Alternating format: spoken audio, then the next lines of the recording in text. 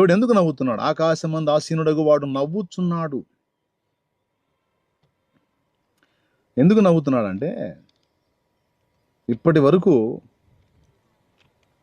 భూమి మీద మనుషులు కదిలినటువంటి కదలికలన్నిటిలో ఎవరెవరు ఎన్ని రకాల కుట్రలు పన్ని, ఎన్ని రకాల ఎత్తుగాళ్ళు వేసి, ఎన్ని రకాలుగా పథక రచనలు చేశారో అవన్నీ అడుదిప్పి ఇడిదిప్పి వాళ్ళ మెడకే తగిలించే దమ్ము ఆయనకుంది కనుక ఆయన చిద్విలాసంగా నవ్వుతుంటాడు.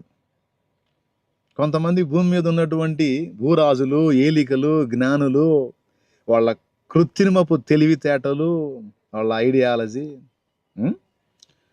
పాపం అజ్ఞానులైన మానవుల విషయంలో ఆయన నెరవేరవచ్చు, కానీ దేవుని దగ్గర ఆయన నడవవు. ఎందుకంటే